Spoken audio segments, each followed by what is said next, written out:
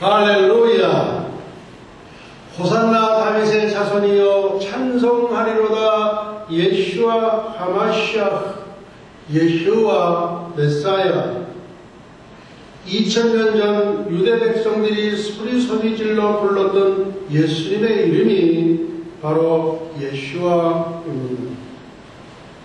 오늘은 절기감의 설교 26번째 시간입니다. 수전적이 예표하는 새하늘과 새 땅은 영원 무궁세계이며 새 예루살렘 성은 새하늘과 새 땅을 통치하는 헤드코로입니다. 오늘도 수전절에 계속 이어지는 부분입니다. 이스라엘 백성이 광야 생활을 할 때도 하나님은 회막에서 모세를 만나셨습니다.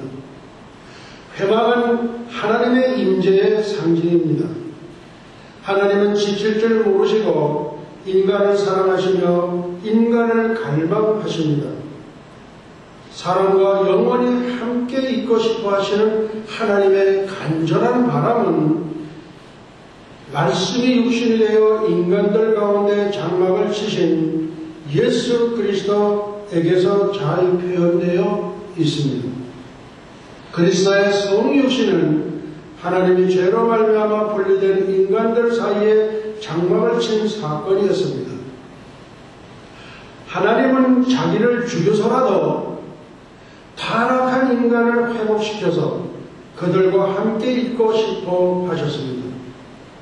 계시록 21장 이후에는 하나님의 보좌 앞에서 밤낮 하나님을 찬양하며 하나님께 경배하는 네 생물과 24장로들의 모습이 보이지 않습니다. 새 예루살렘의 새 땅으로 내려오면서 거기에는 하나님과 어린 양의 보좌만 있고 그의 종들이 그의 얼굴을 보며 그를 섬깁니다. 계시록 22장 3, 4절 말씀. 영원 세계에서는 하나님 보좌 앞에 시위에 있던 수많은 천사들이 성도들을 섬기는 일을 수행하게 되고 성도들이 친히 하나님을 섬깁니다. 예수님이 탄생하셨을 때 그 이름을 임마누엘이라고 했는데 그것은 하나님이 우리와 함께 계신다는 뜻입니다. 이제 하늘에 있는 참 장막이 새 땅으로 내려와서 임마누엘의 진정한 뜻이 성취된 것입니다.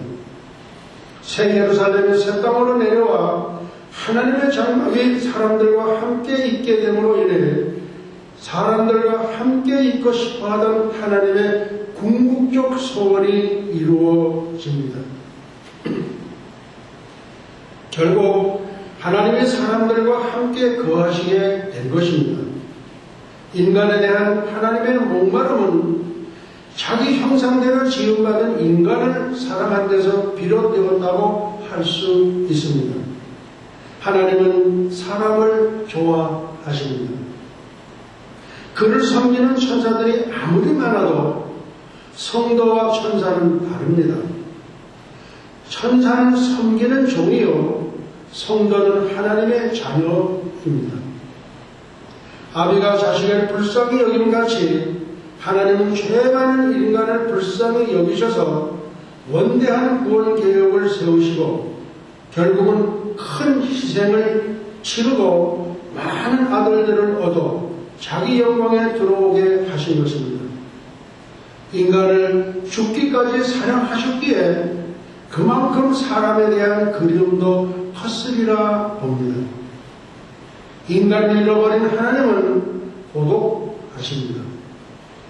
그러므로 잃은 양 한 마리를 찾는 심정으로 우리를 찾아 구원하셨습니다.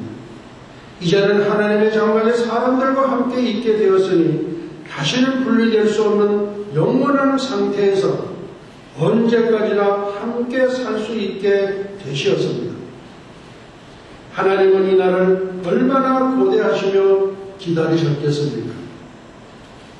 사실 하나의 거대한 천체가 이동한다는 것은 그리 쉬운 일이 아닙니다. 그러나 서로 그리워하는 사람들이 만나고 싶어하는 애절한 갈망은 아무리 길이 멀고 험해도 그런 것에 개의치 않는 것처럼 하나님은 인간들과 너무나 함께 있고 싶어 하셨기 때문에 새 예루살렘이란 거대한 천체를 이동시켜 새 땅까지 내려오신 것입니다. 광범한 대우주 공간에서 작동하는 여러 가지 물리 법칙이 있을 텐데 하나님은 새 예루살렘을 이동시키는 과정에서 초물리적인 법칙을 사용하셨으리라 믿습니다. 유명한 세계적인 인기 가수들이 한 번 공연을 하려면 어마어마한 장비와 악단을 이끌고 전세 비행기로 이동하듯이 하나님은 새 예루살렘의 수많은 천사들과 그곳 천국 존재들을 이끌고 그 어마어마한 거대한 천체를 이동시켜 인간들을 위해 마련하신 새 땅에 정착하시게 됩니다. 우리는 이 모든 과정을 통해서 하나님이 얼마만큼 자기 백성을 사랑하셨고 좋아하셨던 것을 알 수가 있습니다. 하나님보다 인간을 더 사랑하시는 이는 없습니다. 하나님보다 사람을 더 그리워하신 분도 없습니다. 하나님은 우리의 영원한 사랑이시고 우리는 하나님의 영원한 사랑입니다. 다시 저주가 없으며 하나님과 그 어린 양의 보좌가 그 가운데에 있으리니 그의 종들이 그를 섬기며 그의 얼굴을 볼 터이여 그의 이름도 저희 이마에 있으리라. 다시 밤이 없겠고 등불과 햇빛이 쓸데없으니 이는 주 하나님이 저희에게 비추시노라. 저희가 세세토록 왕노를 하리로다. 계시록 22장 3절로 5절 말씀. 여기서 성도들이 왕노를 하는 것은 천년왕국의 왕노를 하는 것이 아니라 새 하늘과 새 땅에서 왕노를 하는 것을 말합니다.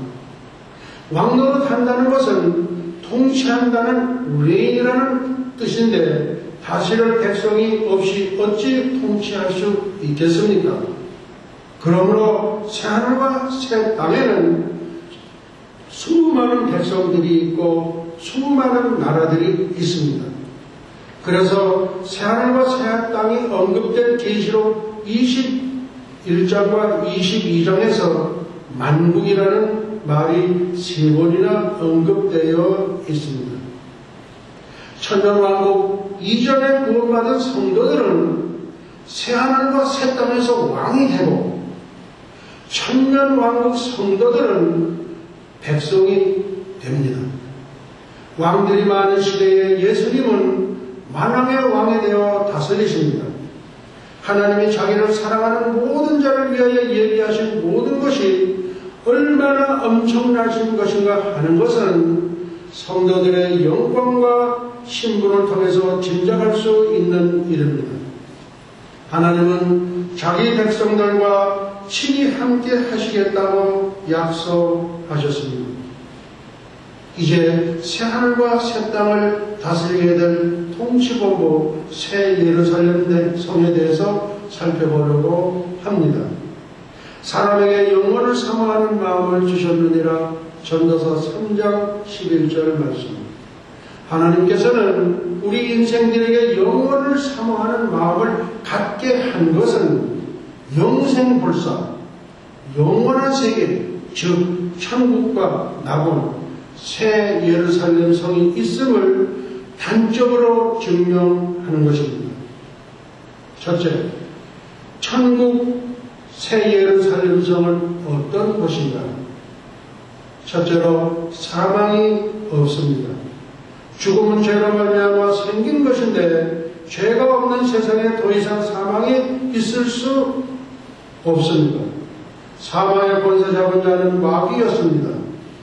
그가 죄의 근원이었기에 그를 잡아다가 유황불못에 던져 넣습니다. 사망은 맨 나중에 멸망받을 원수입니다. 그러므로 이제는 사망이 없습니다. 오늘은 여기서 말씀을 마치도록 하시겠습니다.